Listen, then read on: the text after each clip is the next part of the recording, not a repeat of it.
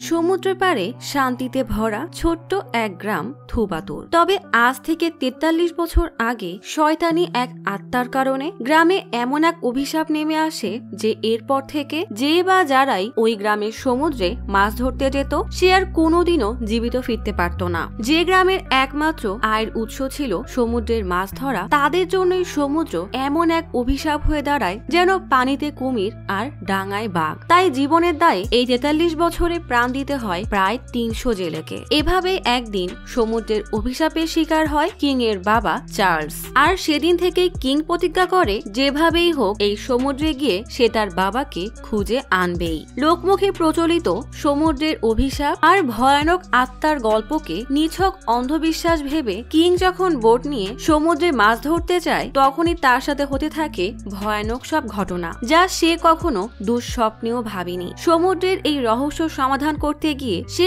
এমন সব রহস্য জানতে পারে যাতে তার নিজের অস্তিত্বই প্রশ্নবিদ্ধ হয়ে যায়। ৪৩ বছর আগে কি এমন হয়েছিল এই গ্রামে যে আজও সেই রহস্য সবাইকে তাড়া করে বেড়াচ্ছে? আর এই সবকিছুর সাথে কিং এর সম্পর্কই বাকি। সে কি আদেও পারবে মৃত্যুর এই রহস্য থেকে বেঁচে ফিরতে, নাকি তার পরিণতি হবে সেই ৩০০ জেলের মতো যারা আজও এক গোলক ধাঁধা? এমনই ভরপুর সাসপেন্স, ভয়ানক সব রহস্য আর হরর থ্রিলে ভরা অন্য ধাঁচের এক গল্প নিয়ে আজ এক্সপ্লেইন করব সম্প্রতি মুক্তিপ্রাপ্ত মুভি কিং স্টোন। সালটা ১৯৮২। থুবাতুর নামের ছোট্ট এক গ্রামে এক রক্তপিপাসু ভয়ানক আত্মার অভিশাপ পড়েছিল।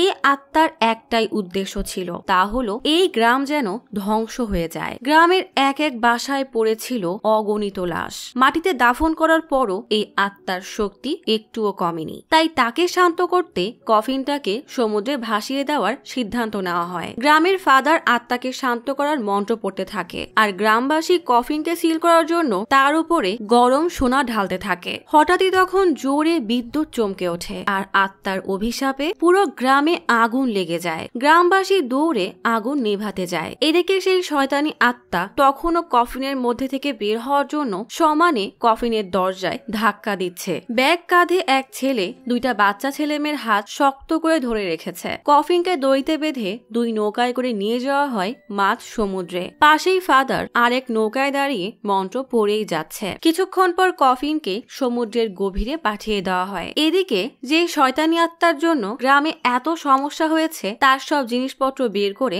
আগুনে পুড়িয়ে দেওয়া হয়। এরপর সমুদ্রের পাড়ে মোটা কাঠ দিয়ে আটকে দেওয়া হয়। যেহেতু এই গ্রামের একমাত্র আয়ের উৎস মাছ ধরা, তাই পরের দিন রাতেই কিছু জেলে সমুদ্রে মাছ ধরতে যায়। তবে পরের দিনই একজন নিখোঁজ হয়ে যায় আর বাকি দুজনের লাশ ভেসে আসে। গ্রামে নেমে আসে শোকের ছায়া। এভাবে গ্রামের জেলে সমুদ্রে গেলেই রহস্যময় কারণে মারা যেতে থাকে। গ্রামের অন্ধকার এক পথে একটা অল্প বয়সী ছেলেকে বস্তায় কিছু একটা নিয়ে বেশ ভয়ে ভয়ে কোথাও যেতে দেখা যায়। থুবাতুর গ্রামে জেলেদের এমন রহস্যময় মৃত্যুর কারণে সরকারের পক্ষ থেকে এই গ্রামের জেলেদের মাছ ধরায় নিষেধাজ্ঞা জারি করা হয়। আয়ের একমাত্র উৎসকে হারিয়ে সবাই মন্ত্রীর কাছে এই নিষেধাজ্ঞা উঠিয়ে নেওয়ার জন্য কাকুতি মিনতি করতে থাকে। মন্ত্রী বলে, নিজেদের যান বাঁচাতে হলে মাছ ধরা বাদে অন্য কোনো পেশা গ্রহণ করো। দিনের পর দিন না খেয়ে কাটিয়ে থুবাতুর গ্রামের এক জেলে পাশের গ্রামের নৌকা চুরি করে সমুদ্রে যেতে গেলে সেই গ্রামের লোকজন তাকে ইচ্ছা মতো মারতে থাকে। লোকটা কাকুতি মিনতি করে বলে, এভাবে চলতে থাকলে তো আমরা না খেয়ে মারা যাব। লোকগুলো উল্টা বলে, তোদের গ্রামের লোককে আমাদের এখান থেকে মাছ ধরতে দিলে তোরা এই গ্রামও অভিশপ্ত করে দিবি, যা ভাগ এখান থেকে। এত মানসিক চাপ সহ্য করতে না পেরে লোকটা মাছের জাল নিয়ে নিজেকে শেষ করে দেয়। এমন মৃত্যু দেখে গ্রামের সবাই হাহাকার করে কান্না করতে থাকে। রেডিওতে বলা হয় জীবিকার একমাত্র মাধ্যম নিষিদ্ধ হওয়ায় থুবাতুর গ্রামের জেলেরা নিজেদেরকে শেষ করে দিচ্ছে। না জানি এই গ্রামের ভবিষ্যৎ কি হবে। গল্প চলে আসে ২০০৯ সালে। থুবাতুর গ্রামের সেই কাঠের সীমানায় দাঁড়িয়ে কিং নামের ছোট্ট এক ছেলে উদাস চোখে সমুদ্রের দিকে তাকিয়ে আছে। আরেকটা ছেলে বলে, সমুদ্র তোর বাবাকে মেরে ফেলেছে। গ্রামবাসী বলছে তোর বাবা আর কোনোদিনও ফিরে আসবে না। কিং কি যেন একটা ভেবে দৌড়ে সেই সীমানা পেরিয়ে পেরিয়ে সমুদ্রে যায়। তার পিছু পিছু তার বাকি 3 বন্ধুও যায়। তবে একজনের অবস্থা খুব খারাপ হয়ে যাওয়ায় গ্রামবাসী কিং এবং তার বন্ধুদেরকে বলে, তোমরা কি পাগল হয়ে গেছো? জানো না এই গ্রামের 300 মানুষ ওই সমুদ্রে যাওয়ার কারণে মারা গেছে। কিং এর বাকি 2 বন্ধু অপরাধ বোধে মাথা নিচু করে দাঁড়িয়ে থাকলেও কিং এমন ভাবে দাঁড়িয়ে থাকে যেন এসবে তার কিছুই যায় আসে না। কিং এর তাতা রেগে কিংকে বলে, তোমাকে কতবার মানা করেছি তুমি ওইদিকে যাবে না, তোমার জন্য আর কত কথা শুনতে হবে আমাকে? কিং রেগে বলে, গ্রামের মানুষ বাবাকে নিয়ে খারাপ খারাপ কথা বলে, আসলে আমার বাবার সাথে কি হয়েছিল? তাতা বলে, তোমার বাবা আর ফিরে আসবে না। কিং রেগে বলে, বাবা তো সমুদ্রে গেছে, তাহলে তোমরা কেন বলছো সে মারা গেছে? একদিন আমি সমুদ্রে গিয়ে বাবাকে খুঁজে আনবো। তাতা বলে, এমন কথা বলতে হয় না, ওই সমুদ্রে যে একবার যায় সে আর কখনোই জীবিত ফিরে আসতে পারে না। কিং আরো রেগে বলে, ওই সমুদ্রে কি এমন খারাপ জিনিস আছে যার কারণে আমরা সমুদ্রে যেতে পারি না? পাশের গ্রামে আমার বয়সী ছেলেরা তো দিব্যি সমুদ্রে ঘুরে বেড়াচ্ছে, এদের বাবারা তো 60 কিলোমিটার দূরে থমাসের জন্য সমুদ্রে স্মাগলিং এর কাজ করছে, তাতে কোনো সমস্যা নেই, তাহলে আমাদের সমুদ্রে কি সমস্যা? তখনই পেছন থেকে থমাস এসে বলে, তুই দেখি তোর দাদার মতোই তেজি, যেহেতু তুই আমার বসের ছেলে তাই তোর পাশে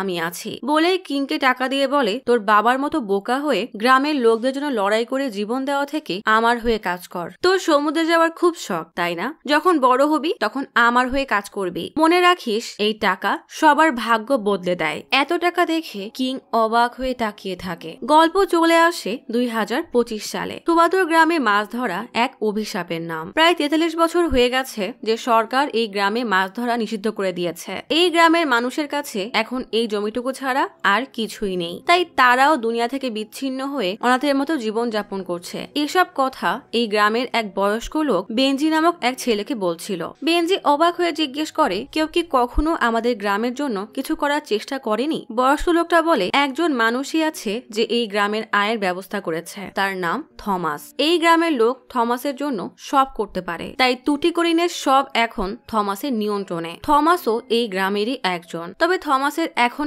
এত শক্তি যে তার অনুমতি ছাড়া সমুদ্রে একটা পিঁপড়াও যেতে পারে না। সেই লোকদেরকে দিয়ে স্মাগলিং এর কাজ করায়। এই গ্রামে ভালো হোক বা খারাপ সব থমাসের দয়াতেই হয়। তবে তোমার বাবা থমাসের মতো ক্ষমতাবান লোককে ধোকা দিয়েছিল। বেঞ্জি জিজ্ঞেস করে, আমি সমুদ্রে যেতে চাই, এর কোনো উপায় আছে? লোকটা বলে, এই গ্রামে থমাসের সবচেয়ে কাছের লোক হলো কিং। থমাসের জন্য সমুদ্রে যাওয়ার পর যে লোকেরা মারা যায় থমাস তাদের পরিবারের জন্য টাকা পাঠায়, কিন্তু সেই টাকা ব্যবহার করতে হলে কিং এর অনুমতি দরকার। কিং এই গ্রামের সব নিয়ন্ত্রণ করে। এদিকে থুবাতুর গ্রামের আরো একজন থমাসের হয়ে কাজ করতে গিয়ে নৌবাহিনীর গুলিতে মারা গেছে। কিং এর বন্ধু লিবিন আর এক বন্ধু গচ্ছাকে বলে, কি ব্যাপার, কিং কখন এসে টাকা দিবে? এখনো বরফ আনা হয়নি, লাশ তো পচা শুরু করবে। গচ্ছা বলে, আমি এখনই কল দিচ্ছি। তখনই কিং এর প্রতিপক্ষ সাইমন সেখানে এসে বলে, আমি ভালো করে জানি যে থমাস আইয়া টাকা আগেই দিয়ে দিয়েছে, কিন্তু ওই কিং ইচ্ছা করে দেরি করছে। সাইমনের কথা অবশ্য ঠিক, কারণ কিং তখন মদের আড্ডায় কার্ড খেলায় ব্যস্ত। কিং বাজির জন্য ব্যাগ থেকে অনেকগুলো টাকা বের করলে ফিলিপ বলে, তুই ওই লোকের অন্তিম সংস্কারের টাকা কেন দিচ্ছিস? আমাদের এখনই এখান থেকে যাওয়া উচিত, সব টাকা হারলে লোকটার পরিবারের কি হবে? কিং এসব কোথায় পাত্তা না দিয়ে খেলতে থাকে। আর কিছুক্ষণ পর সে এই টাকার দ্বিগুণ জিতে বলে, বন্ধু ভয় পেলে তো হেরে গেলে, বলেই সব টাকা নিয়ে গ্রামে ফিরে আসে। গ্রামে এসে শোক মানাবে কি উল্টা নাচা গানা শুরু করে দেয়। এটাই কিং এর কাজ। থমাস যে টাকা দেয় সেটা সবাইকে দেওয়া আর সেখান থেকে কিছু টাকা নিজে রেখে দেওয়া। এসব দেখে রোজ প্রচুর রেগে বলে, তুমি এইভাবে মৃত মানুষের টাকা নিজের জন্য রাখতে পারো না। কিং রেগে বলে, টাকা মৃত মানুষের না জীবিত মানুষের সেটা দেখার বিষয় না, কারণ টাকা তো টাকাই হয়। এই টাকা জমিয়ে আমি একটা বোট কিনবো। এখন তুমি ভেবে দেখো একজন জেলের স্ত্রী হবে না চোরের। রোজ রেগে বলে, এই ভুল ধারণায় থেকো না যে আমার বাবা তোমার হাতে আমাকে তুলে দিবে, সে তোমাকে একটুও পছন্দ করে না। এদিকে মৃত মানুষের প্রাপ্য টাকার ভাগ কমানোর জন্য রোজের বাবার সাথে কিং এর বন্ধুদের মধ্যে মারামারি শুরু হয়ে গেছে। অপরদিকে কিং রেগে বলে, তোমার বাবা এমন কোন সম্মানিত ব্যক্তি না যে তার মতামতের আশায় আমি বসে থাকবো। রোজ রেগে কিংকে এক থাপ্পড় দিলে কিংও রেগে তাকে মারতেই যাবে, তখনই বাইরে হট্টগোল শুনে বের হয়ে এসে দেখে রোজের বাবা তার বন্ধুদেরকে মারছে। কিং দৌড়ে এসে রোজের বাবার গালে ঠাস করে এক চর বসিয়ে দেয়। রোজ প্রচুর রেগে কিংকে দেখতে থাকে। বটে কিং সমুদ্রের বড় বড় ঢেউয়ের মাঝে বিভৎস দেখতে কিছু অশরীরী এমনই ভয়ানক স্বপ্ন দেখে তাতা লাফিয়ে ঘুম থেকে ওঠে। কিছুক্ষণ পর কিং এবং তার বন্ধুদের জন্য খাবার দিতে এসে দেখে কিং সবার সাথে মিলে ড্রিঙ্কস করছে। একজন বলে, গটসা তোর স্ত্রী তো কয়েকদিন পরেই মা হবে। তাতা এসে কিংকে বলে, আর কতদিন মৃত মানুষের টাকা দিয়ে জুয়া খেলে ছেলে জীবন কাটাবে? তোমার তো দিন দিন টাকার প্রতি লোভ বেড়েই যাচ্ছে। একজনের লোভের কারণে পুরো গ্রাম ধ্বংস হয়ে গিয়েছিল। তুমিও কি সেই একই ভুল করবে? কিং বলে, আমার জীবনের সব কষ্টের কারণ একটাই, যে আমি এই গ্রামে জন্মেছি। আমার বাবা গায়েব হয়ে গেছে, দাদা সোলেমন এই গ্রামের লোকদের ভালোর জন্য মারা গেছে। তুমি কি চাও যে আমিও এদের ভালো করতে গিয়ে জীবন দেই? একবার একটা বোট কিনতে পারলে সেটা নিয়ে বহু দূরে গিয়ে শান্তিতে জীবন কাটাবো। দাদা বিরক্ত হয়ে চলে যায়। তখনই বেনজি এসে বলে, আমাকে তোমাদের দলে নিবে? ফিলিপ বিরক্ত হয়ে বলে, সেই অন্তিম সংস্কার থেকে দেখছি তুই আমাদের পিছু করছিস। আসলে কি চাস তুই? বেনজি বলে, আমার খুব ইচ্ছা আমি সমুদ্রে যাব, কিন্তু কোনোভাবেই যেতে পারছি না। মহেশ মজা করে বলে, আরে তুই সেই চোর রবার্টের ছেলে না, যে গ্রামের সবার বিশ্বাসকে মিথ্যা প্রমাণ করতে থমাসের বোট চুরি করে সমুদ্রে গিয়েছিল আর পরে লাশ হয়ে ফিরেছিল? ওই তো সেই বোট যেটা এখনো ওভাবেই সমুদ্রের কিনারায় পড়ে আছে। বেনজি লজ্জায় মাথা নত করে নেয়। কিং বলে, কি করবি তুই সমুদ্রে গিয়ে? বেনজি বলে, জাহাজের বিষয়ে আমার অনেক জ্ঞান আছে, আমাকে সাথে রাখলে তোমাদেরই লাভ হবে, যা বলবে আমি তাই করব। এসব শুনে কিং আর তার বন্ধুরা জোরে জোরে হাসতে থাকে। বেনজি খুব খারাপ লাগে। হঠাৎ কিছু টাকা বের করে বলে, আমি রবার্টের ছেলে, তাই এত সহজে কেউ আমাকে সমুদ্রে যেতে দিবে না, সেটা আমি আগে থেকেই জানতাম। আর আমি এটাও জানি কিং টাকা ছাড়া কিছু চেনে না, তাই এত বছর ধরে এগুলো জমিয়েছি। দয়া করে টাকাটা নিয়ে আমাকে তোমাদের সাথে থাকতে দাও। ছোট্ট এক বাচ্চা সমুদ্রের পাড়ে বসে অঝরে কান্না করছে। তার বারবার বড় বোন লিলির কথা মনে পড়ছে। লিলি তাকে মায়ের মতো আগলে রাখতো, সবসময় ছায়ার মতো তার সাথেই থাকতো। হঠাৎ একদিন সে গায়েব হয়ে যায়। সারাদিন বোনকে না পেয়ে গর্সা যখন কান্না করছে, হঠাৎ তখন দেখে সমুদ্রের তীরে একটা মেয়ে উপুর হয়ে শুয়ে আছে।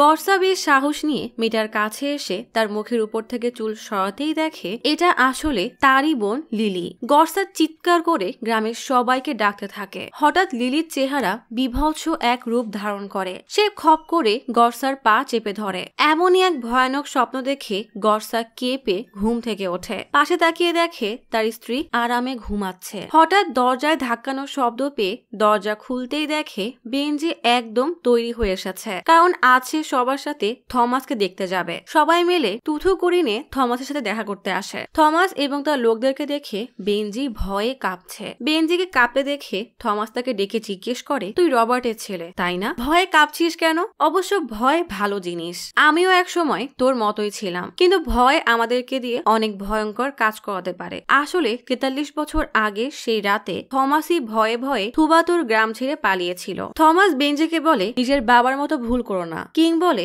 বাবা ছেলেকে এক কাতারে মাপলে হবে না, ওর দায়িত্ব আমার, আমি দেখবো যেন ও কোনো ভুল না করে। থমাস বলে, তুমি যেহেতু বলছো তাহলে আমি কিছুই বলবো না, ওকে দলে নিয়ে নাও। কিং বেঞ্জির দিকে তাকিয়ে হাসতে থাকে। শুরু হয় থমাসের দলের সাথে বেঞ্জির নতুন জীবন। সারাদিন সমুদ্রে জালে মাছ ধরা। রাত হতেই কিং তার দলবল নিয়ে নৌকা করে মাঝ সমুদ্রে আসে। সেখানে আরেক নৌকায় চাইনিজ ডিলাররা অপেক্ষা করছে। কিং নৌকা চালাচ্ছে। ডিলারের নৌকা কাছে আসতেই সবাই নিজেদের মুখে কাপড় বেঁধে নেয়। গর্সা নৌকা থেকে ঝাঁপিয়ে নেমে সাঁতার কেটে ডিলারের কাছে গিয়ে পকেট থেকে একটা কাগজ বের করে, যেখানে তাদের কোড লেখা। ডিলার কোডটা দেখে টর্চ লাইট দিয়ে কিং এর বোটের দিকে ইশারা করে। কিং ও তার বোট থেকে টর্চ দিয়ে ইশারা করে। এরপর দুইটা বোট কাছাকাছি আসে আর তারা খুব দ্রুত বাক্স ভর্তি জিনিসগুলো ডিলারের নৌকায় উঠাতে থাকে। কাজ শেষে যে যার মতো নৌকায় নিয়ে নিজেদের গন্তব্যে চলে যায়। পরের দিন বেঞ্জি কাজ করতে করতে বোটের ইঞ্জিনের দিকে তাকিয়ে বলে, এত পুরনো ইঞ্জিন ব্যবহার না করে নতুন ইঞ্জিন ব্যবহার করলেই তো হয়। লিবিন বিরক্ত হয়ে বলে, নিজের চরকায় তেল দাও। বেঞ্জি এবার কন্ট্রোল রুমে এসে দেখে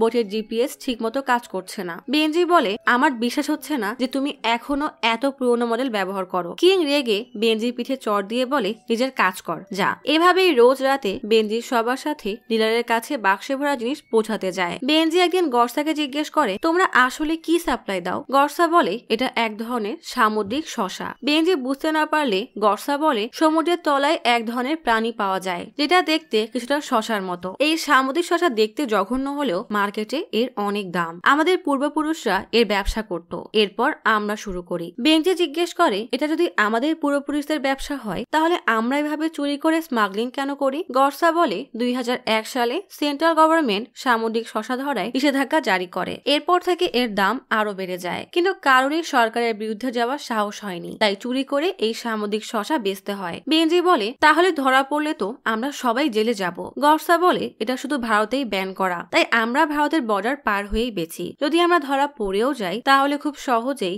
অল্প কিছু জরিমানা দিয়ে বের হয়ে আসতে পারবো। থমাস সব সামনে নিবে। কাজের টাকার সাথে সাথে কিছু বেশি টাকা দিলে বেঞ্জি জিজ্ঞেস করে ওই টাকাগুলো কিসের। ফিলিপ বলে এক্সট্রা টাকাগুলো কিং তোকে দিতে বলেছে। সে কখনোই কাউকে কিছু ফিরিয়ে দেয় না, তোর টাকা ফিরিয়ে দিয়েছে, মানে তুই এখন থেকে আমাদের দলের লোক। এরপর মাঝে মাঝেই কিং বেঞ্জিকে দিয়ে অপোজিট পার্টির সাথে ডিল করতে শুরু করে। রাতে তাতা রান্না করছে, হঠাৎ তার চোখের সামনে ভয়ানক কিছু দৃশ্য ভেসে ওঠে। কিং এর বোটে হামলা করা হয়েছে, গ্রামের সব বাড়িঘর পুড়িয়ে দেওয়া হয়েছে। হামলার মাঝে বেশ কিছু ভয়ঙ্কর রাক্ষস তেড়ে আসছে। ভয়ঙ্কর এমন দৃশ্য দেখে তাতা বেশ ঘাবড়ে যায়। এদিকে জিপিএস ট্র্যাকার ঠিকমতো কাজ না করলে পাশ থেকে বেঞ্জি বলে আমাদের এখনো 2 কিলোমিটার উত্তরে যেতে হবে। আপনি নিশ্চয়ই ভাবছেন আমি এসব জানলাম কিভাবে। এই অ্যাডভান্স টেকনোলজির মেশিনটা আমি সুইডেনের এক লোকের কাছ থেকে কিনেছি। এটা আসলে কোনো জিপিএস না, এটা মাছ খোঁজার জন্য একটা ইকো কানেক্টর। কিং চেক করে বলে বাহ, এটা তো খুব ভালোই কাজ করে। বেঞ্জি বলে ভাই আপনাকে আমার একটা কথা বলার ছিল। কিন্তু কিং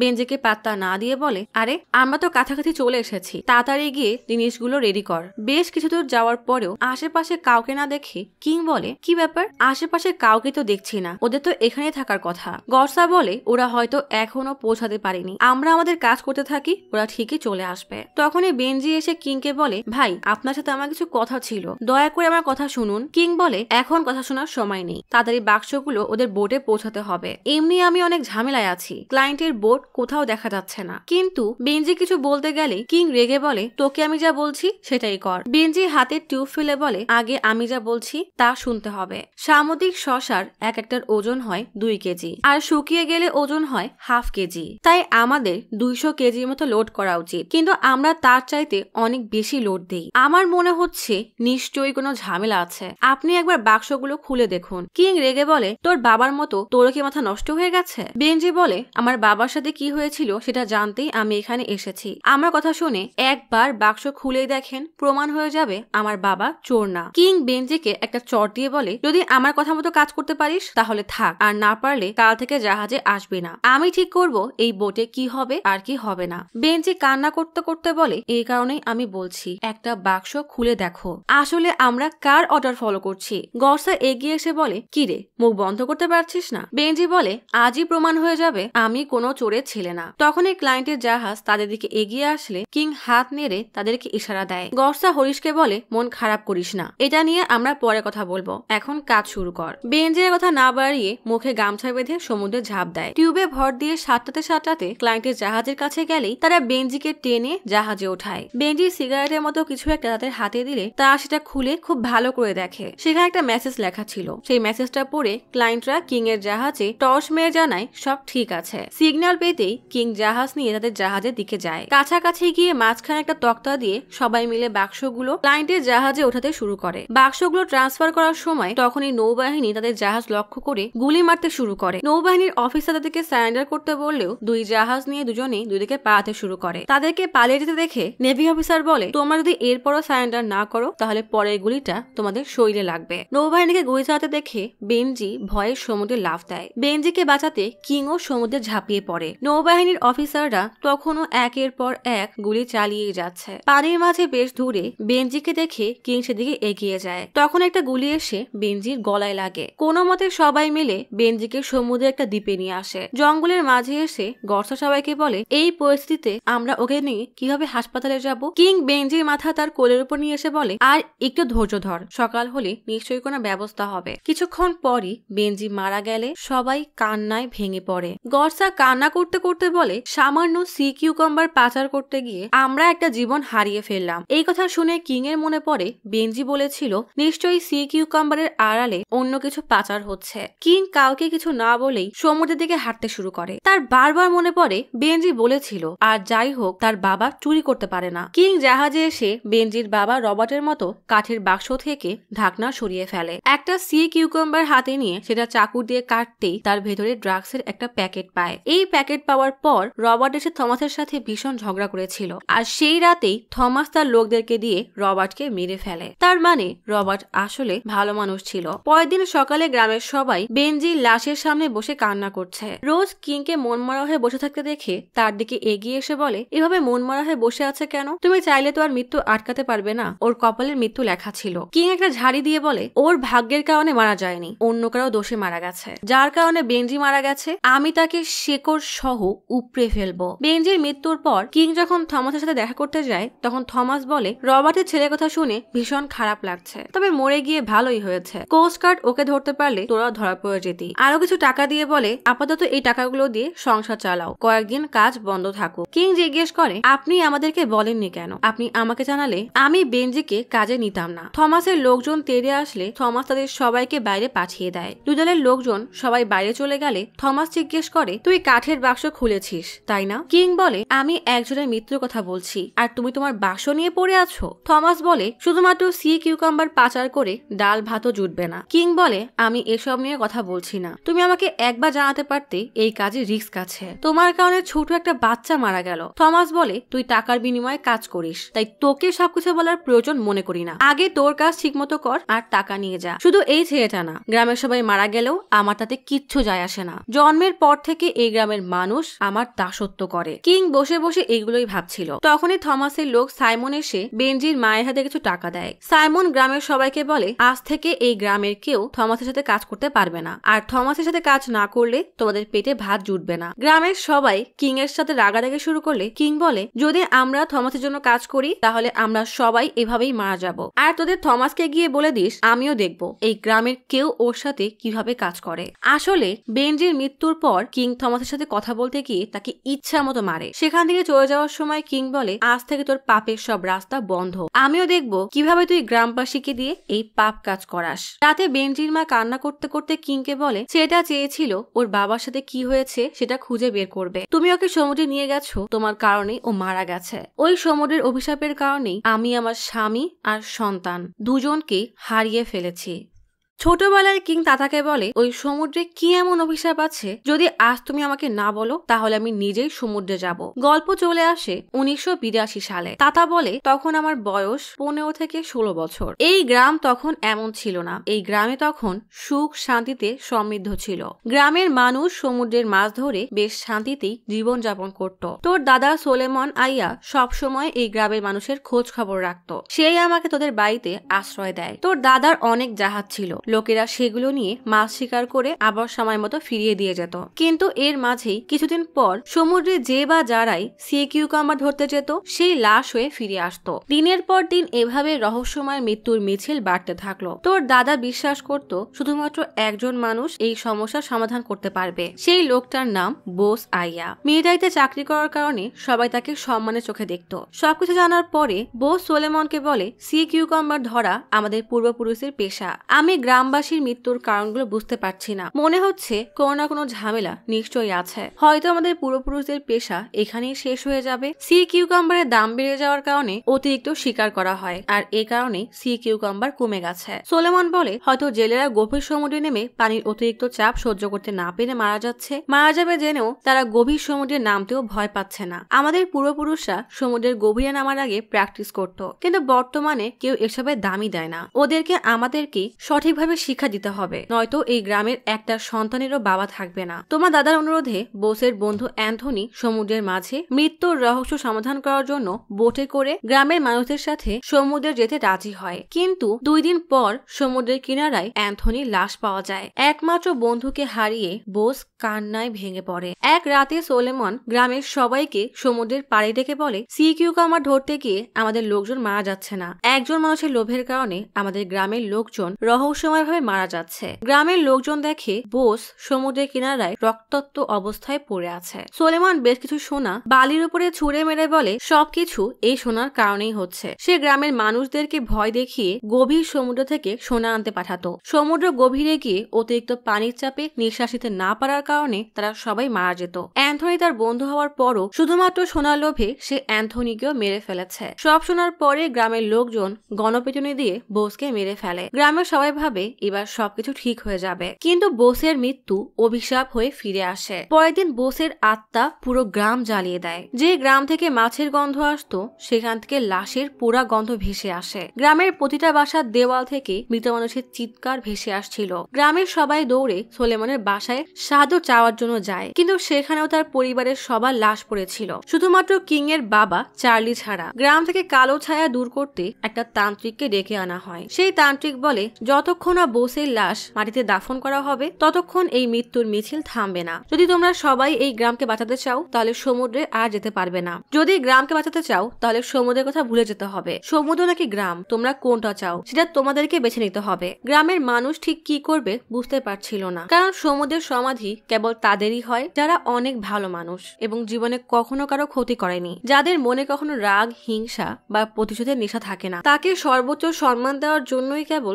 সমুদ্রের সমাধি দেওয়া হয়। যখন কোনো ভালো আত্মার সমুদ্র সমাধি হয় তখন সমুদ্রের সব প্রাণী তাকে সম্মান জানাতে এক হয়, আর এর মাধ্যমে সে গ্রামের মাছে উৎপাদন বাড়ে আর গ্রামের আয়ও বৃদ্ধি পায়। এই বিশ্বাস নিয়েই গ্রামের মানুষ সমুদ্র সমাধির সিদ্ধান্ত নেয়। আর কেউ যেন সোনার প্রতি লোভ না দেখায় তাই তারা বস্তার সেই সোনা গলিয়ে কফিন সিল করে দেয়। তবে সেদিন বোসের রাগের আগুনে গ্রামের প্রতিটা বাসা জ্বলতে থাকে। এরপর থেকে আজ পর্যন্ত যে বা যারা সমুদ্রে গিয়েছিল তারা আর কখনোই জীবিত ফিরতে পারেনি। সবাই বিশ্বাস করে যে বোস সোলেমনের পরিবারের কাউকে বাঁচতে দিবে না, তাই কেউ তোমার বাবা চার্লসের দায়িত্ব নিতে চায়নি। ভাগ্য মেনে নিয়ে আমি চার্লসের লালন পালনের দায়িত্ব নিই, তাকে ছেলের মতো ভালোবাসা দিয়ে বড় করি। কিন্তু নির্দয় সমুদ্র তোমার বাবাকেও ছাড়েনি, তেমন তোমাকেও ছাড়বে না। তাই যতদিন আমি বেঁচে আছি ততদিন তোমাকে সমুদ্রে যেতে দিব না। পরের দিন রোজ মোমবাতি বানিয়ে সেগুলো প্যাকেট করার সময় হঠাৎ বিদ্যুৎ চলে যায়। মোমবাতি জ্বালাতেই হঠাৎ ঘরের মাঝে একটা শব্দ হলে রোজ চমকে ওঠে। ভয় পেয়ে মোমবাতি দিয়ে ঘরের আশপাশটা ভালো করে দেখার সময় হঠাৎ কেমন একটা গোঙানির শব্দ ভেসে আসে। ভয়ে ঘর থেকে বের হয়ে যাওয়ার সময় খেয়াল করে তার ছোটবেলার ছবিটা মাটিতে পড়ে ভেঙে গেছে। তখনই অন্ধকারের মাঝ থেকে কিছু একটা এসে রোজকে টেনে নিয়ে চলে যায়। এদিকে বন্ধুদের ঘুম ভেঙে দেখে তাদের পাশে কিং নেই। কিং তখন সমুদ্রের পাড়ে দাঁড়িয়ে ছিল। পাশে একটা বোটের ইঞ্জিন স্টার্ট দেওয়ার শব্দ শুনে কিং দৌড়ে সেদিকে এগিয়ে যায়। ততক্ষণে কিং এর বন্ধুরাও চলে এসেছে। লোকগুলো নোঙর করা দড়িটা কেটে বোট থেকে পালাতে গেলেই কিং এবং তার বন্ধুরা দড়িটা ধরে ফেলে। নৌকাটা আটকে কিং তার কাছে গিয়ে দেখে রোজের হাত পা বেঁধে নৌকায় করে কোথায় যেন নিয়ে যাওয়া হচ্ছে। কিং এর বন্ধুরা সেই লোকগুলোকে তাড়া করলে লোকগুলো বলে, এটা এই সমুদ্রের 37 বছরের ঐতিহ্য। আমরা অবিবাহিত মেয়েদেরকে সমুদ্রের দেবতার উদ্দেশ্যে বলি দেই। যতদিন এই বলি দেওয়া হয় সমুদ্রের দেবতা ততদিন আমাদের উপর রাগ করে না। গর্সার মনে পড়ে তার মানে তার বোনকেও সমুদ্রের দেবতার উদ্দেশ্যে বলি দেওয়া হয়েছিল। কিং বলে, তার মানে এই কারণে গ্রামের অবিবাহিত মেয়েরা হারিয়ে যেত। গর্সার তীরে তাদেরকে মারতে আসলে কিং বলে ওদের বিচার গ্রামবাসীরাই করবে। লোকটা হেসে বলে, থমাস যা বলবে এই গ্রামের লোকজন তাই করবে। কিং তার বন্ধুদেরকে বলে, ভয় দেখিয়ে থমাস গ্রামের লোকজনদেরকে দাস বানিয়ে রেখেছে। অপরদিকে গ্রামের লোকজন সমুদ্রের দেবতার ভয়ে মেয়েদেরকে বলি দেয়। আমাদের এক হয়ে ওদেরকে এই দাসত্ব থেকে বের করে আনতে হবে। সমুদ্রে না গিয়ে আমরা বেশি দিন বাঁচতে পারবো না। আমাদের হাতে অন্য কোনো উপায় নেই। এবার আমরা সমুদ্রে যাব আর ঠিকই মাছ নিয়ে ফিরে আসবো। ফিলিপ বলে, যতজন এভাবে সমুদ্রে গেছে কেউ আর ফিরে আসেনি। কিং বলে, সমুদ্রের রাক্ষসের ভয় কাটিয়ে আমরা আবার সমুদ্র জয় করব। গর্সা জিজ্ঞেস করে, কিন্তু কিভাবে? কিং বলে, আমরা থমাসের কাছ থেকে রবার্টের বোট আর মাছ ধরার জাল চুরি করে সমুদ্রে রওনা দিব। সেদিন সন্ধ্যায় কিং আর তার বন্ধুরা বোট চুরি করে সমুদ্রে রওনা দেয়। বিষয়টা জানতে পেরে থমাসের লোকজনও সমুদ্রের পাড়ে চলে আসে। সাইমন এদের সমুদ্রে যেতে দেখে বলে, এদেরকে আমরা মারলে তবুও হয়তো সহজে মৃত্যু পেত, কিন্তু এখন ওদের মৃত্যু হবে আরো ভয়াবহ। সাইমন থমাসকে কল দিয়ে বলে, ওরা আমাদের বোট নিয়ে যাচ্ছে, এখন কি করব? তখনই বোটের মধ্যে থেকে স্পিকারে কিং এর গলা শোনা যায়, অর্থাৎ থমাসের মোবাইল কিং এর কাছে। কিং বলে, তোদের আইয়া আমাদের কাছে। আমি ফিরে না আসা পর্যন্ত যদি আমার লোকদের সাথে উল্টাপাল্টা কিছু করিস তাহলে তোদের আইয়াকে শেষ করে দিব। তোদের আইয়াকে তারই পাপের প্রায়শ্চিত্ত করতে নিয়ে যাচ্ছি বলেই ফোনটা ছুঁড়ে ফেলে দেয়। বোট অনেক দূর আসার পরে লিভিন প্রচুর রেগে বলে, তোর কি মাথা খারাপ? এমনি যাচ্ছি রাক্ষসের মুখে, তার উপর আমাদের বোটে করেই এই রাক্ষসকে সাথে নিয়ে যাচ্ছিস। কিং বলে, আমি মেরে ফেলে তো ওর সাজা কম হতো, তাই ওকে সমুদ্রের শিকার বানিয়ে নিয়ে যাচ্ছি। বেসমেন্টে থমাসদের কেবিনে এসে থমাসকে উদ্দেশ্য করে বলে, এতদিন ভুয়া গল্প বানিয়ে গ্রামের মানুষদের মনে যে ভয় দিয়ে নিজে রাজত্ব করেছিলে, আমি এবার সমুদ্রে গিয়ে মাছ ধরে সেই ভয় দূর করব আর এই শয়তানের আসল রূপ সবাইকে দেখাবো বলেই দরজা আটকে দেয়। 3 বন্ধু হেঁটে উপরে যাচ্ছিল, হঠাৎ তখনই পাশের কেবিন থেকে জোরে জোরে দরজা ধাক্কানোর শব্দ আসে। লিভিন তো ভয়ে দে দৌড়। কিং ভয়ে ভয়ে এগোচ্ছে আর গর্সা বেলচা হাতে তার পিছু পিছু যায়। কিং বেশ সাহস নিয়ে দরজা খুলতেই হ্যাচকা টানে ভেতরে গিয়ে পড়ে, সাথে সাথেই দরজা বন্ধ হয়ে যায়। গর্সা তাড়াতাড়ি দরজা খুলে বেলচা দিয়ে মারতে গেলে দেখে ভেতরে রোজ দাঁড়িয়ে হাসছে। রোজকে এখানে দেখে সবাই কিং এর উপর রেগে গেলে কিং বলে, আমি নিজেই তো জানি না যে রোজ এখানে এসেছে। কিং রেগে রোজকে বলে, তোমাকে এখনই বোট ঘুরিয়ে নামিয়ে দিব। রোজ বলে, গ্রামের মানুষেরা আমাকে এমনিও আজ নয় কাল বলি দিয়ে দিবে, তার থেকে ভালো আমি তোমার সাথেই মরবো। আর এত রাগ করার কি আছে? তোমাকে কি আমি আমার জীবন বাঁচাতে বলেছিলাম? কিং রেগে বোট চালাতে চলে যায়। রোজ তার দিকে তাকিয়ে তাদের একসাথে কাটানোর সুন্দর মুহূর্তগুলোর কথা ভাবতে থাকে। আসলে ছোটবেলা থেকেই তারা একে অপরকে ভালোবাসে। এমন ভয়ের মুহূর্তে এই বোটে তাদের দুষ্টু মিষ্টি খুনসুটি চলতে থাকে। ফিলিপ ডেকের উপরে আরামে ঘুমাচ্ছে। রোজ হঠাৎ রেগে বলে, এটা তো চার্চের ল্যাম্প, এটাও চুরি করতে বাদ রাখুনি। বেচারা ফিলিপ লাজুক হাসি দেয়। এদিকে কিং বেঞ্জির সে ডিজিটাল মেশিন দেখে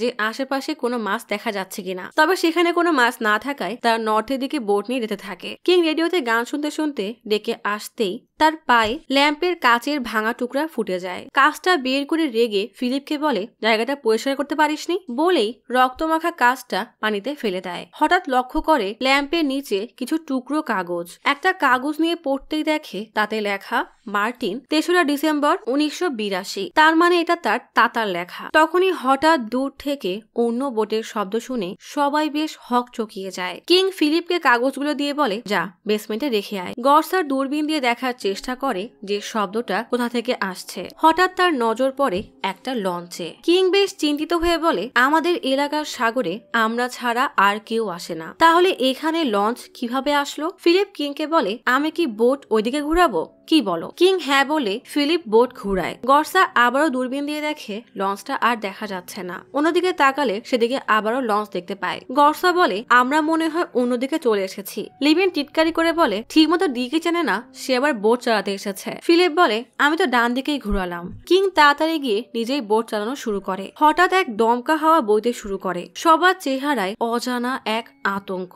লিভিন বলে, লঞ্চ তো ওই দিকে। গর্সা বলে, আমরা যেটা খুঁজছি সেটা তো অন্যদিকে। কিং হতভম্ব হয়ে যায়। সে আসলে কোন দিকে যাবে? তাই বিরক্ত হয়ে বোট বন্ধ করে দেয়। এরই মধ্যে জোরে জোরে বিদ্যুৎ চমকে ঝুম বৃষ্টি শুরু হয়। কিং বোটের উপর দাঁড়িয়ে টর্চ মেরে সামনের দিকে তাকালে দেখে আর একটা বোট। ডান পাশে তাকালে দেখে সেদিকেও বোট, আবার বাম পাশে তাকালে দেখে সেদিকেও একটা বোট। কিং চমকে যায়। হঠাৎ উত্তাল সাগরে তুফান শুরু হয়। বোট হেলতে তুলতে থাকলে সবাই যে যার মতো শক্ত করে বোট ধরে বসে। রোজ সাগরে কিছু একটা দেখে চিৎকার করে ওঠে। কিং জিজ্ঞেস করে, কি হয়েছে? রোজ সামনের দিকে ইশারা করলে তাকিয়ে দেখে পুরো সাগর মানুষের কঙ্কালে ভরা। ভয়ানক এই দৃশ্য দেখে সবাই বাকরুদ্ধ হয়ে যায়। এ যেন এক মৃত্যুপুরী। এসব দেখে কিং আবারও বোট চালু করে। তুফানের জন্য বোট হেলতে তুলতে থাকে। কিং সবাইকে শক্ত করে বোট ধরে রাখতে বলে। কিং ডানে যাওয়ার যতই চেষ্টা করে না কেন বাতাসের তীব্রতায় বোট ততই বামে যায়। উপায় না পেয়ে কিং ফিলিপকে স্টিয়ারিং দিয়ে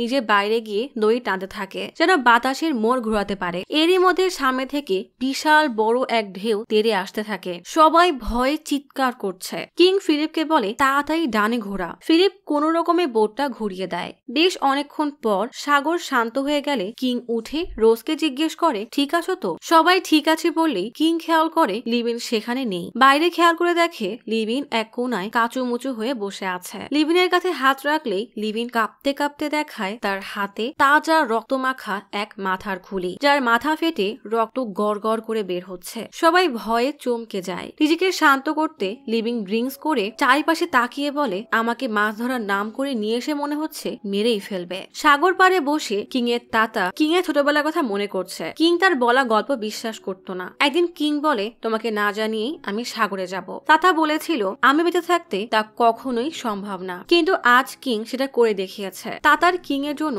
অনেক চিন্তা হয়। এদিকে রোজ বলে, আমার মনে হয় গ্রামবাসীরা ঠিক বলেছিল। ফিলিপ বলে, মনে হয় মানে কি? একটু আগেই তো তোমার সামনে সব হলো, সব অবশ্যই সত্য। কিংকে চুপ করে থাকতে দেখে গর্সা কিংকে জিজ্ঞেস করে, তুই চুপ কেন? কিছু তো বল। কিং বলে, কি বলবো? সমুদ্রের পাড়ে আমরা যে গল্প শুনেছি তা আজ নিজ চোখে দেখার পর তোমাদেরকে সান্ত্বনা দেব যে সব মিথ্যা, নাকি আমাদের এখন কি করা উচিত তা নিয়ে ভাববো। ভয়কে নিজের উপর ভর করতে দেওয়া যাবে না। গর্সা বলে, ভাবার কি আছে, ফিরে চল। রোজ বলে, একটু আগের মৃত্যু থেকে বেঁচে ফিরেছি, তোমরা আবার ঝুঁকি নিবে? কিং খেয়াল করে কম্পাস উল্টো উল্টাপাল্টা ঘুরছে। ড্রয়ার থেকে একটা কম্পাস বের করে দেখে সেটাও নষ্ট। কিং বলে আমরা সাগরে হারিয়ে গেছি। লিভিন কান্না করে বলে তার মানে কি আমরা আর কখনো বাসায় ফিরতে পারবো না? গর্সা বলে আমার তো এখনই এখানে নরকের মতো মনে হচ্ছে, এর থেকেও খারাপ কিছুর জন্য আমি প্রস্তুত না। রাগ তোর মাছ মারা, আমি এখনই বোট ঘুরিয়ে বাসায় ফিরে যাব। কিং বলে আমরা এখনো মারা যায়নি, বেঁচে আছি। ফিলিপ বলে আমরা কি তাহলে মরার জন্য সামনে যাব? গর্সা বলে আমরা সাগরে এসেছিলাম মাছ ধরতে,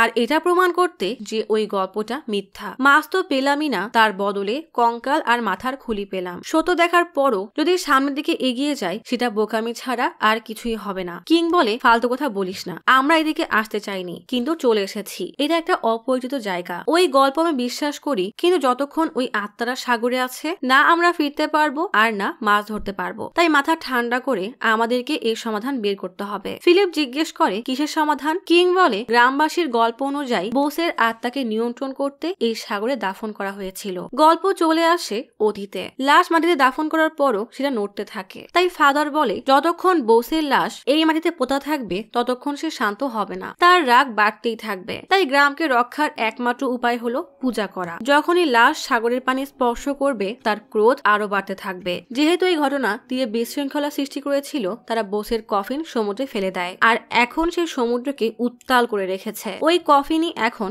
সমস্যা হয়ে দাঁড়িয়েছে। আমাদেরকে সেই কফিনকে সমুদ্র থেকে সরাতে হবে। কিং এর এমন কথা শুনে সবার মাথায় আকাশ ভেঙে পড়ে। হঠাৎই আলো জ্বলতে আর নিভতে শুরু হয়। বোটের ইঞ্জিন আপনা আপনি বন্ধ হয়ে যায়। গর্সা অনেক চেষ্টা করেও বোট চালাতে পারে না। কিং ডিজিটাল কম্পাসে দেখে সেটা কাঁপছে। গর্সাও তার ফোনে সিগন্যাল পায় না। রোজ বাইরে দাঁড়িয়ে বলে সমুদ্রের শেষ মাথা কি এমন দেখতে হয়? কিং কৌতূহলী হয়ে বেরিয়ে গিয়ে দেখে অনেক মেঘ হয়েছে। সাথে সাথেই বোট মেঘের মধ্যে প্রবেশ করে। চারিদিকে সবকিছু কেমন যেন স্তব্ধ হয়ে যায়। ফিলিপ আর গর্সার কান বাজতে থাকে। তারা আর কিছুই শুনতে পায় না, কেউ কিছু দেখতে পারে না। যেমনটা ঘন কুয়াশার মধ্যে এক হাত দূরের বস্তু দেখা যায় না, ঠিক তেমনই সব আবছা হয়ে গেছে। ফিলিপ আর গর্সা দড়ি ধরে হাঁটতে হাঁটতে জিজ্ঞেস করে যে কে কোথায় আছে। কিং বলে যে যে যার জায়গায় থাকো, একটুও নড়বে না। রোজ কোথায়? গর্সা বলে আমার এখানে নেই। ভয়কে জয় করতে লিবিন মাতাল হয়ে বকবক করতে করতে বাইরে এসে বলে ইঞ্জিন কে বন্ধ করেছে? বলতে বলতেই হঠাৎ নিচের স্টোর রুমে গিয়ে পড়ে। কিং রোজকে ধরতে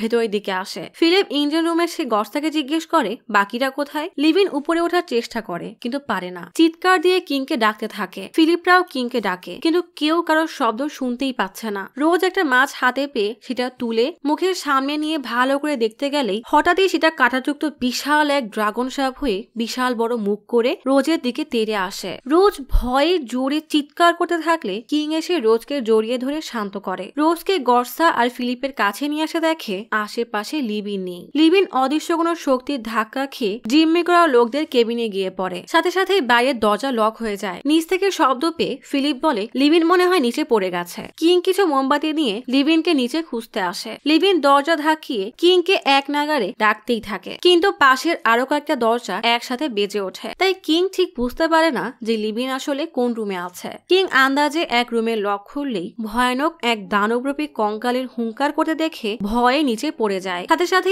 আলো নিভে যায়। কিছুক্ষণ পর কিং আবারও আলো জ্বালালে দেখে সেই রুমে কেউ নেই। কিং পাশের রুম থেকে ধাক্কানোর শব্দ পেয়ে দরজা খুলতেই লিবিন বেরিয়ে বলে এই দরজা বাদে তুই সব দরজা খুলছিস। কিং তাড়াতাড়ি লিবিনকে নিয়ে উপরে আসে। বেশ অনেকক্ষণ পর ইঞ্জিন চালু হয়ে গেলে আলো জ্বলে ওঠে। কিং স্টিয়ারিং ধরে চিন্তিত হয়ে দাঁড়িয়ে আছে। রোজ জিজ্ঞেস করে নিচে কি হয়েছে, তোমাকে এমন লাগছে কেন? তখন একটা শব্দ পেয়ে কিং আর রোজ বাইরে আসতে খেয়াল করে কেউ ডেকে শুয়ে আছে। ভয়ে ভয়ে দুজন লোকটাকে দেখার জন্য এগিয়ে আসে। দেখা যায় একটা লোক শুয়ে ঠান্ডায় কাতরাচ্ছে। কিং এগিয়ে যেতে থাকলে গর্সা তাকে মানা করে। রোজও মানা করে, কিন্তু কিং কারো কথাকে পাত্তা না দিয়েই লোকটার কাছে গিয়ে তাকে উল্টিয়ে দেখে লোকটা আসলে তাতা। তাতা যন্ত্রণায় ছটফট করছে। মুখ পানিতে ভেসে থাকার কারণে ফ্যাকাশে হয়ে একদম সাদা হয়ে গেছে। রোজ জিজ্ঞেস করে তাতা এখানে কিভাবে আসলো? গর্সা বলে তাতা এখানে, তার মানে কি সে মারা গেছে? কিং কান্না করে বলে এসব আমার জন্য হয়েছে। তাতা আমাকে সাগরে আসতে মানা করেছিল, আমি তাতার কথা শুনিনি। আজ আমার জন্য তাতার এমন অবস্থা হয়েছে। তাতার পুরো চোখ কালো হয়ে গেছে। এদিকে গ্রামের সবাই বোটে থাকা তাতার লাশ টেনে ওঠায়। তাতা বলেছিল সে যতদিন বেঁচে থাকবে ততদিন কিংকে সমুদ্রে যেতে দিবে না। তাতা আমতা আমতা করে বলে ল্যাম্প। সাথে সাথে সাগর থেকে এক বিভৎস কঙ্কাল রূপী দানব লাফ দিয়ে বোটে উঠে তাতার গলা ধরে পানিতে ঝাঁপ দেয়। কিং সাথে সাথেই পানিতে লাফ দেয়। কিংকে বাঁচাতে ফিলিপও উপর পানিতে ঝাঁপ দেয়। কিং কোথাও তাকে দেখতেই পায় না। রোজ, লিভিং এবং গর্সা দড়ি বেঁধে সাগরে ফেলায়। হঠাৎ কে একটা বোটে ওঠার জন্য গর্সার পা ধরলে গর্সা ভয়ে পা ঝাঁকা দিয়ে তাকে ফেলে দেখে এটা আসলে তার দিদি। গর্সার মনে পড়ে যায় তার দিদি কিভাবে মরে সাগরের পাড়ে পড়েছিল। সব মনে পড়তেই গর্সা স্তব্ধ হয়ে নিচে নেমে দাঁড়ালেই আত্মাটা লাফ মেরে উঠে আসে। রোজ, লিভিন আর গর্সা দেখে বিভৎস চেহারার এক মেয়ে, চোখের মণি সাপের মতো আর মুখের চামড়া খুলে খুলে পড়ছে। এমন ভয়ানক চেহারা দেখে সবাই ভয়ে কাঁপতে থাকে। দুপাশ থেকে আরো অনেকগুলো বিভৎস আত্মা এসে সবার উপর হামলে পড়ে। এই আত্মাগুলো তাদেরকে যেন খুবলে খাবে। আত্মাগুলো রোজের মুখে চামড়া ছিঁড়তে গিয়ে তার মুখে নখের আঁচড় বসিয়ে দেয়। কিং সাগরের মধ্যে অনেক দূর থেকে ফিলিপের গলা শুনতে পাচ্ছে যে সে এখনো দাদাকে খুঁজে পাচ্ছে না। তাড়াতাড়ি বোটে চল। কিং কি যে করবে বুঝে উঠতে পারে না। লিভিন আর রোজ কোন রকমে নিজেদেরকে বাঁচিয়ে ইঞ্জিন রুমের দিকে যেতে থাকে। রোজ গর্সাকে টানতে টানতে ইঞ্জিন রুমে এনে দরজা লাগিয়ে দেয়। ফিলিপ চিৎকার করে কিংকে বলে চল ফিরে যাই, বোটে হয়তো ভয়ানক কিছু হচ্ছে। গর্সা তার বোন লিলির আত্মার দিকে মায়াবী দৃষ্টিতে তাকিয়ে থাকে। লিলির কাছে এসে দিদি বলে ডাকলে রোজ বলে ও তো দিদি না, এরা গ্রামবাসীর বলি দেওয়া আত্মা, তাদেরকে জীবিত সমুদ্রে পাঠিয়ে দেওয়া হতো। গর্সা রোজের কথাকে পাত্তা না দিলে লিভিন গর্সার মাথায় টুক্কা মেরে সরিয়ে দিয়ে বলে এটা তোর দিদি না। হঠাৎ আত্মাগুলো কাজ ভেঙে হাত বাড়িয়ে সবার উপরে হামলে পড়ে, কিন্তু তখনই পিছন থেকে শব্দ হওয়ায় সব থেমে যায়। আত্মাগুলো বাইরে তাকিয়ে দেখে ফিলিপ আর কিং বোটে উঠেছে। এতগুলো আত্মাকে দেখে ফিলিপ আর কিং হতবম্ব হয়ে যায়। আত্মাগুলো এবার ফিলিপদের উপরে হামলে পড়ে। জিম্মি করা লোকগুলো দরজা খোলা পেয়ে তাড়াতাড়ি বেরিয়ে আসে। কিং হাতুড়ি দিয়ে আত্মাগুলোর উপর হামলা চালায়। লোকটা সুচালো রড দিয়ে হাতের বাঁধন খোলে। ধস্তাধস্তির এক পর্যায়ে রোজ অজ্ঞান হয়ে যায়। লোকটা আত্মাগুলোকে দেখে ভয়ে চিৎকার করলে সবগুলো আত্মা লোকটার দিকে দৌড়াতে থাকে। লোকটা ভয়ে সাগরে ঝাঁপ দেয়। সাথে সাথে আত্মাগুলো পানিতে ঝাঁপ দেয় আর লোকটাকে চেপে মেরে ফেলে। কিং রোজের কাছে এসে তার জ্ঞান ফেরানোর চেষ্টা করে। বোট সাদা ঘন মেঘের থেকে বেরিয়ে আসে। ফিলিপ বলে আমাদের এখনই ফিরে যাওয়া উচিত। বোসের কফি না খুঁজে নিজেদের জীবন বাঁচাতে ফিরে যাই চল। কিং তবুও পাত্তা দেয় না। লিভিন বলে তুই কি পাগল হয়ে গেছিস? আমরা কি এখন এখানেই মরবো? কিং বলে মৃত্যু কি? ফিরে গিয়ে উদ্দেশ্যহীনভাবে একটা জীবন কাটানোর থেকে এটাই ভালো যে মৃত্যুটাকে কাজে লাগাই। কতগুলো মানুষের জীবন গেছে, অন্তত তাদের মৃত্যুর মূল্য তো দিতে পারবো। গর্সা কিংকে কষে এক চড় মেরে বলে অনেক হয়েছে। কিসের জন্য কার জন্য মরবো? আমি এখানে এসেছিলাম আমার ছেলের জন্য। হ্যাঁ, আমার জীবন হয়তো আহামরি কিছু না, কিন্তু ফিরে গিয়ে অন্তত সাধারণভাবে শান্তির এক জীবন তো কাটাতে পারবো। আজকে যা হলো তারপরও যে আমরা বেঁচে আছি এটাই অনেক। আমার স্ত্রী আমার জন্য অপেক্ষা করছে। আমি চাই না আমার দিদির মতো আমার ছেলে তার বাবাকে হারা, তাই হার মেনে নে, এছাড়া আর কোনো উপায় নেই। কিং বলে আমিও তো এটাই বলছি। তুমি এমন ভাবে কথা বলছো যেন তুমি একাই কাউকে হারিয়েছো। আমি কি হারাইনি? আমার তাতা আমাকে সাগরে আসতে না দেওয়ার জন্য নিজের জীবন দিয়েছে। এখানে দুই ধরনের মানুষ আছে, যারা তাদের অনুভূতি বলতে পারে আর যারা আমার মতো বলতে পারে না। কষ্ট দুজনেরই সমান। আমাদের মধ্যে কেউ একজন মারা গেলে কিছুই বদলাবে না। আমরা উদাহরণ হয়ে থাকবো যে সমুদ্রে আসলে মানুষ মারা যাবে। লিভিন বলে কিন্তু এটা কিভাবে সম্ভব? তাতা যেমন বলেছিল সমুদ্রে ভূত আর রাক্ষস আছে। আমার বিশ্বাস হয় না আমরা এর শেষ করতে পারবো। কিং গভীরভাবে চিন্তা করতে থাকে। তাতা আমতা আমতা করে কি যেন বলতে চাচ্ছিল। কিং এর মনে পড়ে সে একটা হারিকেনের নিচে কিছু কাগজের টুকরা পেয়েছিল। তাতে মার্টিনের নাম এবং 1982 সালের 3রা নভেম্বরের তারিখ দেওয়া ছিল। কিং সেটা বেসমেন্টে রাখার জন্য ফিলিপকে দিয়েছিল। কিং বেসমেন্টে এসে কাগজগুলো বের করে পড়তে থাকে। তাতা লিখেছে শক্তিশালী মানুষদের বিপক্ষে যাওয়ার মতো আমি কেউ না। এটা লিখছি কারণ সত্য বলার সাহস আমার নেই। সোলোমন বোসকে ডেকে বলে পূর্বপুরুষরা গভীর সমুদ্রের সাঁতরে যেত, কিন্তু বর্তমানে সবাই তা ভুলতে বসেছে। যদি আমাদেরকে শিক্ষা দিই তাহলে হয়তো তারা বেঁচে যাবে। এই জন্যই আমি তোমার কাছে এসেছি। বোস বলে অ্যান্থনি কথা বলছেন? ওর স্ত্রী মারা যাওয়ার পর ওর মেয়েকে একাই লালন পালন করছে। আপনি কি চাচ্ছেন আমি এখন বাবা আর মেয়েকে আলাদা করি? আমি এসব পারবো না। সোলোমন হাত জোর করে বলে অ্যান্থনি তোমার কথা অবশ্যই শুনবে। তুমি এমন না করলে এই বাচ্চাগুলো তাদের সবার বাবাকে হারাবে। তোমার সিদ্ধান্তে অনেকগুলো জীবন বাঁচতে পারে। সোলোমনের এমন অনুরোধে বোস অ্যান্থনির কাছে এসে সব বলে। অ্যান্থনি মানা করলে বোস বলে মালিনীর কথা ভাবছিস? সে তো আমার মেয়ের মতো, আমি ওর দেখাশোনা করব। এখানে অনেকগুলো মানুষের জীবন জড়িত। তুই ভালো কাজ করলে উপরওয়ালা তোর সন্তানেরও ভালো করবে। অ্যান্থনি রাজি হয়ে যায়। পরের দিন মার্লিনকে বোসের কাছে রেখে অ্যান্থনি সমুদ্রে রওনা দেয়। অ্যান্থনি এখন এই গ্রামের একমাত্র আশার আলো। বাবার থেকে দূরে থাকায় মার্লিনের বেশ খারাপ লাগছিল, কিন্তু ধীরে ধীরে সে বোসের মেয়ে হয়ে ওঠে। কিন্তু তাও সে অ্যান্থনিকে অনেক মিস করত। একদিন মার্লিন বোসকে জিজ্ঞেস করে, বাবাকে আপনি সমুদ্রে পাঠিয়েছিলেন, সে কবে ফিরবে? অ্যান্থনি যে সমুদ্রে মানুষকে বাঁচানোর জন্য গিয়েছিল সেখানে সে নিজেই লাশ হয়ে ফিরে আসে। বোস জানতো না যে মার্লিনকে সে কি বলবে। অনিচ্ছা থাকা সত্ত্বেও অ্যান্থনিকে সমুদ্রে পাঠানোর অপরাধ বোধ তাকে ভিতরে ভিতরে কুড়ে কুড়ে খাচ্ছিল। অ্যান্থনির মৃত্যুর পর বোস ঘুমাতে পারে না। সে অ্যান্থনির মৃত্যু কোনোভাবেই মানতে পারছিল না, তাই উন্মাদের মতো তার মৃত্যুর আসল কারণ খুঁজে বেড়াচ্ছিল। তাই সোলেমনের গোডাউনে গিয়ে যাকে পাচ্ছিল তাকেই মারছিল। তাতা লিখেছে, আমি এক সাধুকে রাক্ষস হতে দেখেছি। বোস সোলেমনের এক লোককে মেরে তার কাছ থেকে সিন্ধুকের চাবি নিয়ে নেয়। সিন্ধুক খুলে দেখে সোনার পাথর দিয়ে বিশাল বড় এক ট্রাঙ্ক ভরা। বোস হতবাক হয়ে যায়। সোলেমন গোডাউনের বাইরে এসে দেখে তার এক লোক আধমরা অবস্থায় পড়ে আছে। বোস এক লোককে ডুবুরির হেলমেট পরিয়ে দেয়। হেলমেট খুলে দেখে তার মুখে ঠিক এমন একটা দাগ যেমনটা তার বন্ধু অ্যান্থনির মুখে ছিল। শব্দ পেয়ে সোলেমন গোডাউনের সামনে আসলে বোস তাকে দেখে হতবাক হয়ে যায়। অল্প বয়সী থমাস আর তার লোকেরা তখন বাইরে দাঁড়িয়ে বলতে থাকে, না জানি গোডাউনের মধ্যে এমন কি আছে। বোস আমাদের একটুও বিশ্বাস করে না। বোস সোলেমনের লোককে গান পয়েন্টে নিলে সোলেমন ভয়ে ভয়ে বলে, দেখো তুমি যা ভাবছো তা না। বোস বলে, আমি ওর চেহারার এই দাগ অ্যান্থনির মুখেও দেখেছি। সোলেমন বলে, তুই ভুল ভাবছিস। বোস লোকটাকে ধাক্কা মেরে সোলেমনের দিকে বন্দুক তাক করে বলে, আমার বন্ধুকে যেভাবে মেরেছো তোমাকেও সেভাবেই মারবো। বলো ওই সমুদ্রে কি হয়েছিল? সোলেমন বলে, 30 বছর আগে আমি সামান্য এক জেলে ছিলাম যে কিনা সি কিউকাম্বার ধরতাম। আমি যে মজুরি পেতাম তার দিনে দুবেলা খাবারের জন্য পর্যাপ্ত ছিল না। এভাবে চলতে থাকলে জীবনে কখনোই উন্নতি করতে পারতাম না। তাই আমি আমার পার্টনারের সাথে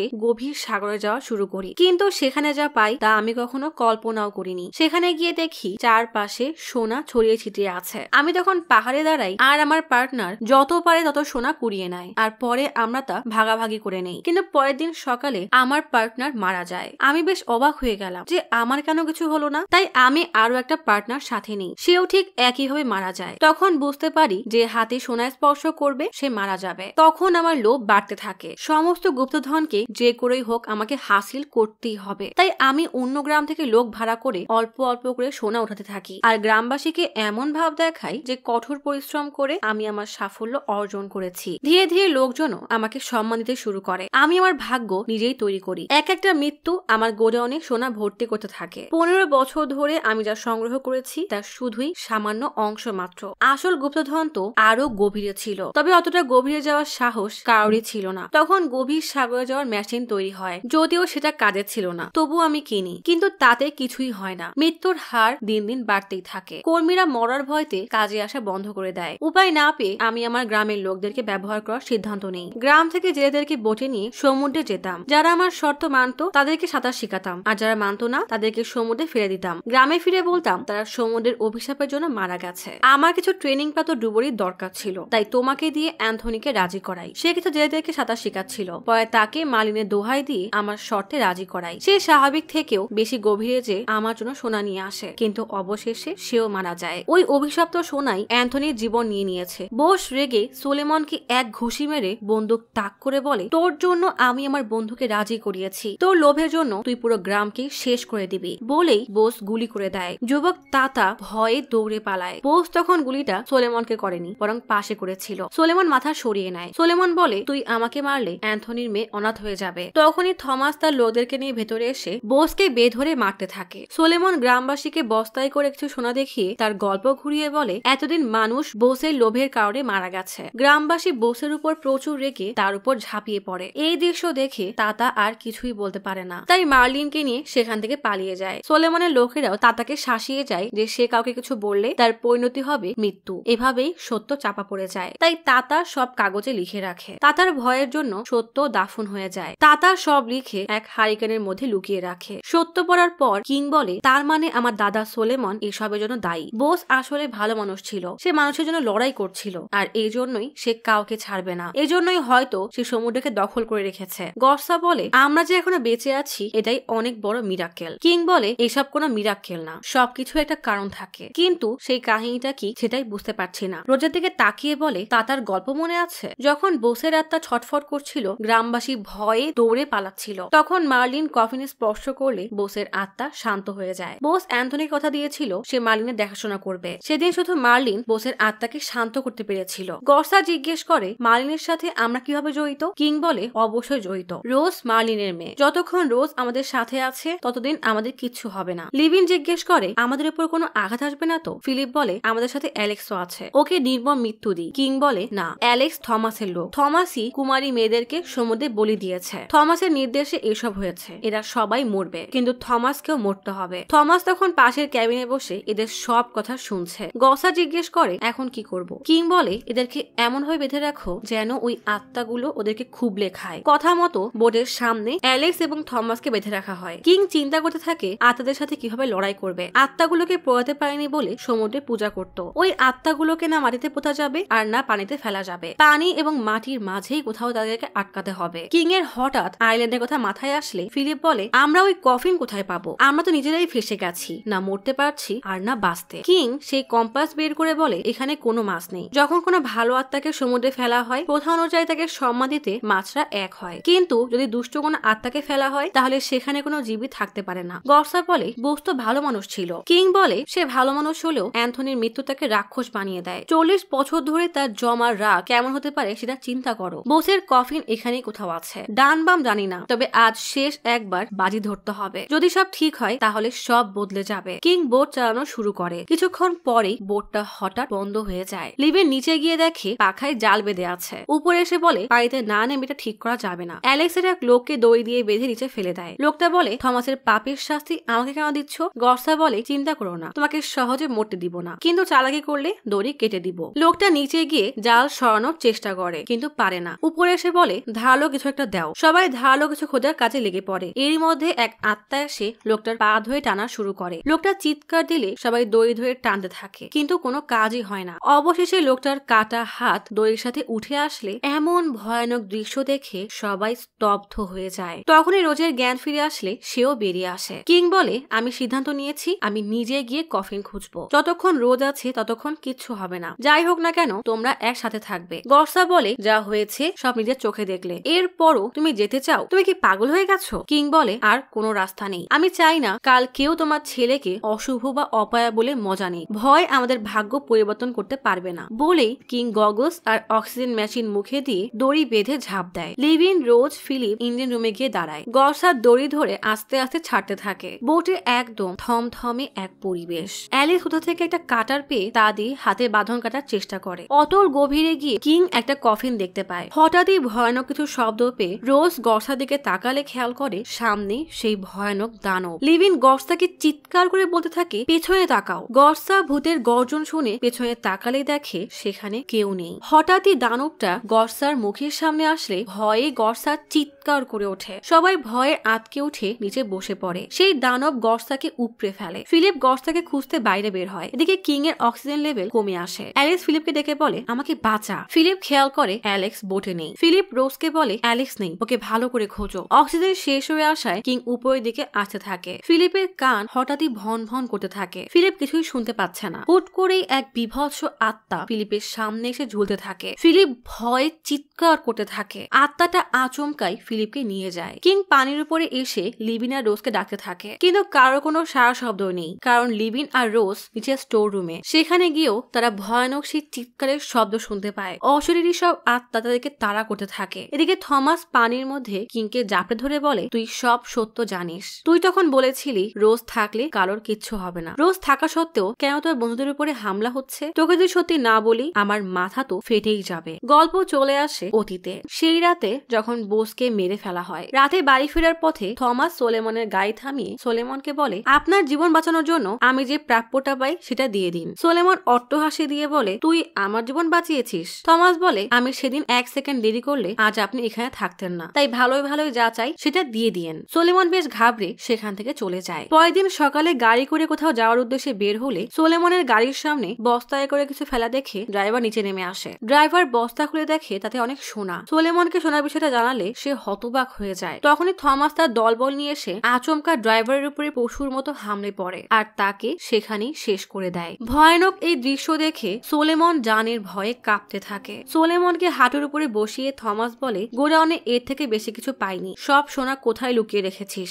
সোলেমন বলে আমার সম্পত্তিতে ভাগ নিতে চাও? আমি কঠোর পরিশ্রম আর কষ্ট করে এগুলো অর্জন করেছি। থমাস রেগে তাকেও সেখানে খুন করে। সোলেমনের বুকের উপর চাপা দিয়ে থমাস বলে এমন ভাবে বলছে যেন নিজের জীবন বাজি রেখে এগুলো অর্জন করেছে। এই কাজের জন্য বহু জীবন বলি দিয়েছিস, আর সেটা এখন থেকে আমি করব। বলেই সোলেমনের গলা থেকে তার মোটা সোনার লকেটটা ছিনিয়ে বস্তা ভরা সোনা নিয়ে চলে যায়। থমাস বলে, গ্রামবাসী যদি জানতে পারে তাহলে আমাদেরকেও মেরে ফেলবে, এই জন্যই আমরা বোসের কফিনেই সোলেমনকে দাফন করি। সোলেমনের সোনার প্রতি আমার লোভ দিন দিন বাড়তেই থাকে। বাকি সোনা খুঁজতে আমি সোলেমনের বাসায় গিয়ে তার পুরো পরিবারকে শেষ করে দেই। সোলেমনের আত্মাই তখন গ্রামে আতঙ্ক সৃষ্টি করে। গ্রামে ভয়ানক এক থমথমে পরিবেশ ছিল। অসংখ্য মৃত্যুর পরেও সোলেমনের আত্মা শান্ত হয় না। ধীরে ধীরে আমার লোকেরাও মাজতে থাকে। ভয়ে আমি গ্রাম ছেড়ে দিই। গ্রামের অবস্থা কেমন জানতে 20 বছর পর ফিরে আসি, আর তোর দাদার জায়গা আমি দখল করি। তোর থিওরি ঠিকই ছিল, কিন্তু এসবের পেছনে বোস না, বরং তোর দাদা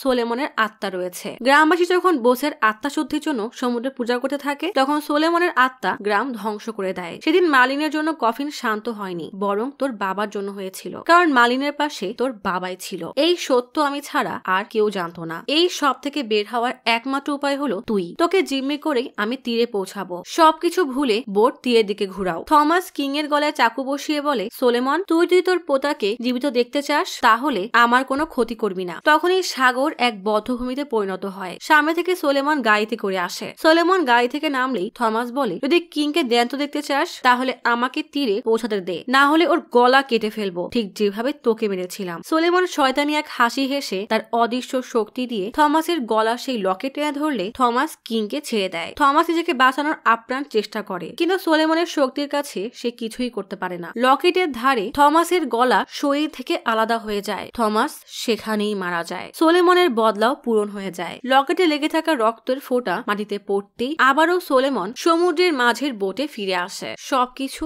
একদম স্থির হয়ে আছে। সেই দানব, রোজ, লিভিন, ফিলিপ, গসা, সমুদ্রের ঢেউ, সবকিছু একদম স্থির। শুধু সোলেমন আর কিংই স্বাভাবিক আছে। সোলেমন কিংকে বলে, আমি জানতাম তুমি একদিন না একদিন আমাকে খুঁজতে এখানে আসবে। কিং কিছুই বুঝে উঠতে পারে না যে এসব কি হচ্ছে। সোলেমন বলে, সমুদ্রে যারা আসে আমি তাদেরকে নিয়ে ততক্ষণ খেলি যতক্ষণ না তারা নিজেকে বাঁচাতে পারে। যখন তারা হাল ছেড়ে করুণা চায় তখন তারা আমার শিকারে পরিণত হয়। তোমার সাথীরাও একই পরিস্থিতিতে বন্দী। আমি তাদেরকেও মেরে ফেলতে পারতাম যেহেতু তারা আমার শিকার, কিন্তু আমি এমনটা করিনি। কেন জানো? জিনেরা যেমন গুপ্তধন রক্ষা করে, তেমনি আমিও এই সাগরের শাসন করি। এই সাগরের সমস্ত সোনার অধিকার শুধুই তোমার। কিং হতবাক হয়ে যায়। সোলেমন বলে, তুমি আমার রক্ত, আমি জানি তুমি কি চাও, সামান্য এক বোট, তাই না? কিং যে এতদিন টাকার পেছনে কিভাবে পাগলের মতো ছুটেছে তার সব মনে পড়তে থাকে। সে যে কোনো কিছুর বিনিময়ে শুধু একটা বোট চাইতো। কিং বলে, আপনি আমাকে আমার বোট কেনার কথা শুনে বিচার করছেন? সোলেমন বলে, তুমি বোট দিয়ে আর কি বা করবে? পুরো থুবাতুর তো তোমারই, কিন্তু শর্ত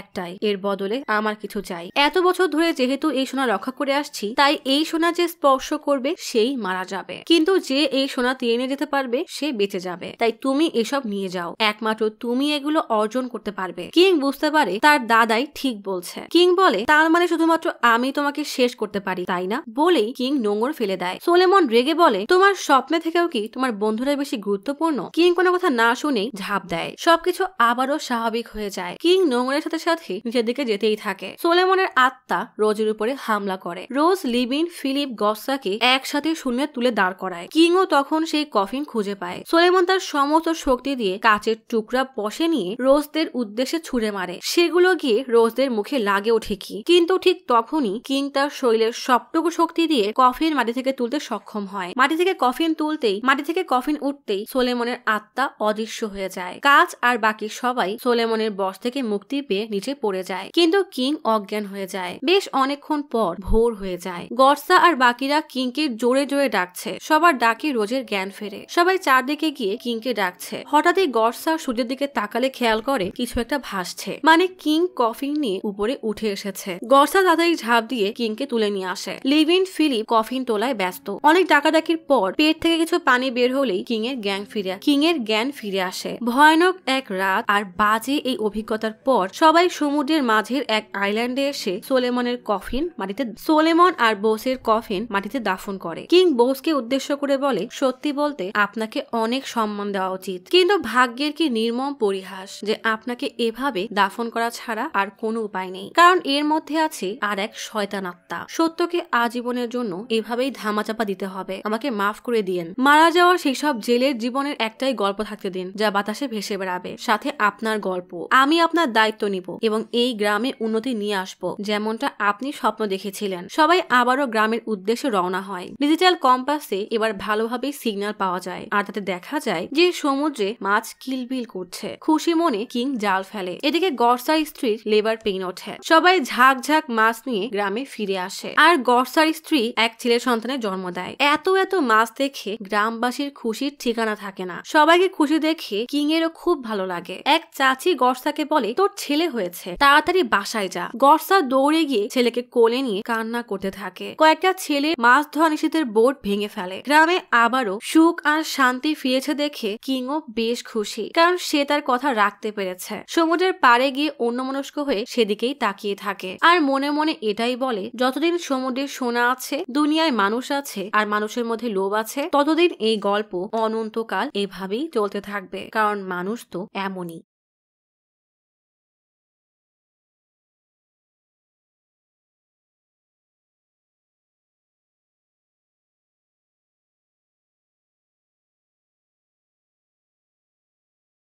আজ তাহলে এখানেই চলে যাচ্ছি।